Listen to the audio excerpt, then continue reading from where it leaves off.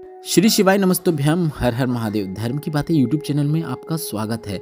इस चैनल पर हम आपको गुरुजी पंडित प्रदीप मिश्रा जी के बताए उपायों को वीडियो के माध्यम से करके बताते हैं ताकि देखकर समझने में आपको आसानी हो। उसी श्रृंखला में कार्तिक का पावन महीना चल रहा है, काफ़ी अच्छे अच्छे पर्व हैं। दीपावली भी इसी महीने में आती है और ऐसे में कार्तिक सोमवार का महत्व बहुत अधिक बढ़ जाता है। कार्तिक सोमवार में किए गए उपायों का फल आपको शीघ्र अति शीघ्र प्राप्त होता है। कल मतलब 21 अक्टूबर कार्तिक माह का सोमवार है, पहला सोमवार है। कार्तिक माह के पहले सोमवार में आपको गुरुजी पंडित प्रदीप मिश्रा जी के बताए कौन से 6 विशेष उपाय करना है। सरल और आसान उपाय हम आपको इस वीडियो में बताएंगे। आप वीडियो अंत तक देखें ताकि कोई भी उपयोगी जानकारी आपसे न छूटे। सभी 6 उपाय हम आपको वीडियो के माध्यम से करके भी बताएंगे ताकि देखकर समझने में आपको आसानी हो। उपाय कैसे करना है, उपायों से क्या लाभ होगा, इसके लिए आप वीडियो को अंत तक अवश्य देखें। आप इन 6 में से कोई एक या फिर अपनी आवश्यकता के अनुसार एक से अधिक उपाय करके इस कार्तिक के पहले सोमवार का अधिक से अधिक लाभ प्राप्त कर सकते हैं। अगर आपका व्यापार आगे नहीं बढ़ रहा है, व्यापार में आपको उन्नति देखने को नहीं मिल रही है, तो आपको प्रत्येक कार्तिक सोमवार में भोलेनाथ के शिवलिंग पर एक धतूरा अर्पित करना शुरू कर देना है। कार्तिक माह में जितने भी सोमवार आएंगे उसमें अगर आप भोलेनाथ के शिवलिंग पर श्री शिवाय नमस्तुभ्यम या फिर नमः शिवाय या फिर ओम नमः शिवाय बोलते हुए एक धतूरा अर्पित करते हैं तो आपका व्यापार अवश्य उन्नति की ओर अग्रसर होगा।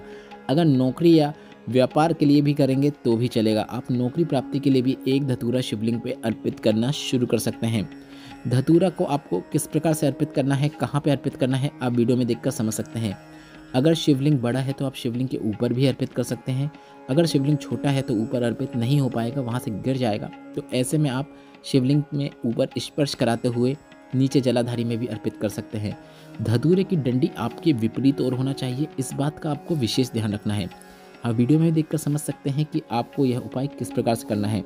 गुरुजी ने यह भी बताया है, अगर आप रोग मुक्ति के लिए धतूरा अर्पित करना चाहते हैं तो भोलेनाथ के शिवलिंग पे धतूरा अर्पित कर सकते हैं।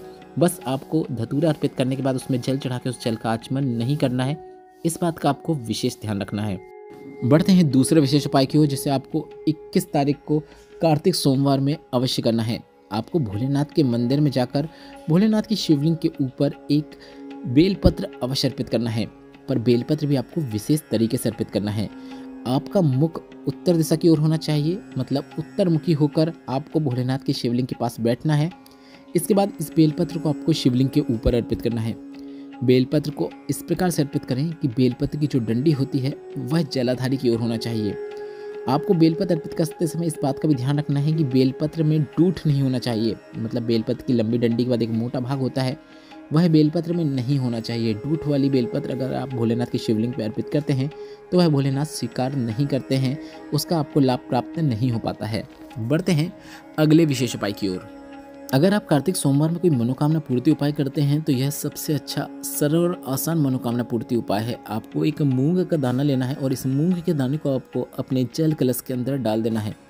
जल से भरे हुए कलश के अंदर आपको मूंग का दाना डाल देना है।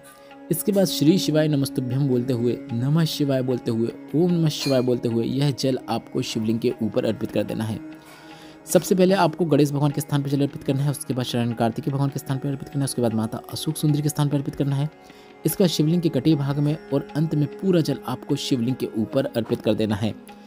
जल अर्पित करने के बाद आप श्री शिवाय नमस्तुभ्यम या फिर नमः शिवाय या फिर ओम नमः शिवाय बोलते हुए अपनी कामना भी भोलेनाथ से बोल सकते हैं।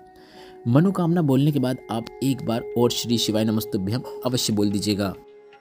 बढ़ते हैं कार्तिक सोमवार में किए जाने वाले अगले विशेष उपाय की ओर। आपको भोलेनाथ के मंदिर में थोड़ा सा चंदन लेकर पहुंच जाना है।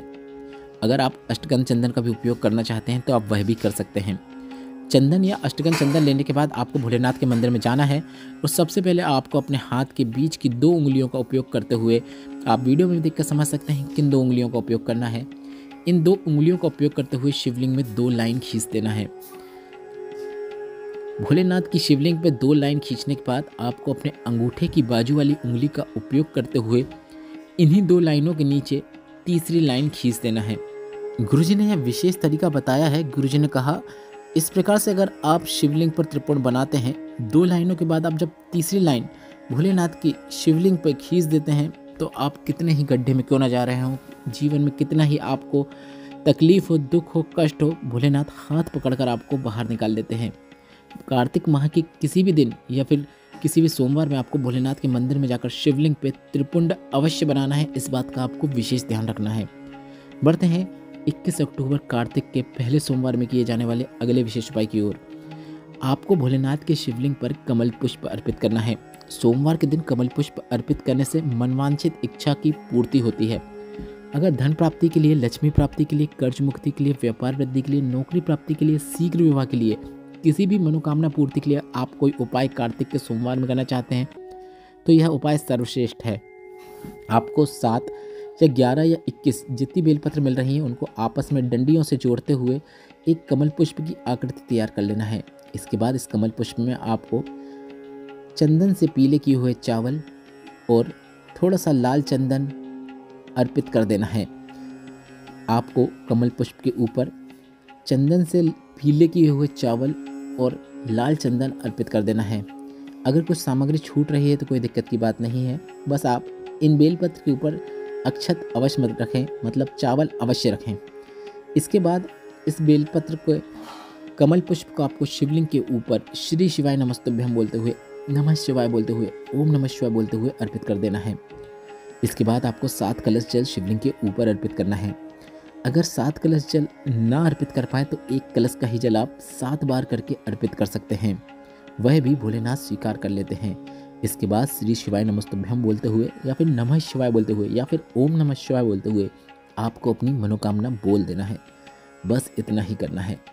बढ़ते हैं 21 अक्टूबर कार्तिक सोमवार के सबसे विशेष मनोकामना पूर्ति उपाय की ओर। अगर आपके अटके हुए कार्य पूर्ण नहीं हो पा रहे हैं या फिर कोई ऐसी मनोकामना जो लंबे समय से पूरी नहीं हुई है तो इस कार्तिक सोमवार में आपको 5 बेलपत्र 5 जगह जल वाला विशेष उपाय करना है।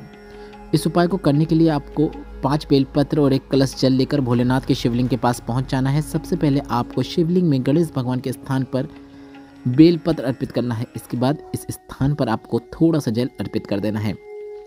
इसके बाद दूसरी बेलपत्र आपको शिवलिंग में शरण कार्तिकेय भगवान का जो स्थान होता है वहाँ पर आपको दूसरी बेलपत्र को अर्पित कर देना है। सभी बेलपत्र को आपको इस प्रकार से अर्पित करना है कि बेलपत्र की डंडी जलाधारी की ओर होना चाहिए। इसके बाद शरण कार्तिकेय भगवान के स्थान पर जो बेलपत्र अर्पित की थी वहाँ पर भी आपको जल अर्पित कर देना है। इसके बाद तीसरी बेलपत्र आपको शिवलिंग में जो माता अशोक सुंदरी का स्थान होता है वहाँ पे आपको तीसरी बेलपत्र अर्पित कर देना है।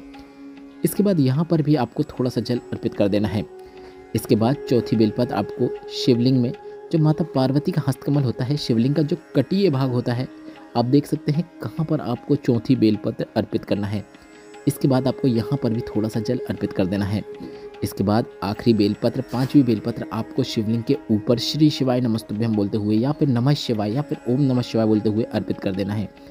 बेलपत्र की डंडी आपकी विपरीत ओर होना चाहिए। उत्तरमुखी होकर अर्पित करेंगे तो काफ़ी अच्छी बात है। बेलपत्र की डंडी जलाधारी की ओर रहेगी। बस इतना ही करना है। इसके बाद आप श्री शिवाय नमस्तुभ्यम बोलते हुए अपनी कामना बोल सकते हैं। वह कामना शीघ्र अतिशीघ्र पूरी हो जाती है। वीडियो अगर आपको थोड़ा सा भी उपयोगी लगा हो तो वीडियो को लाइक करके कमेंट बॉक्स में हर हर महादेव अवश्य टाइप कीजिएगा।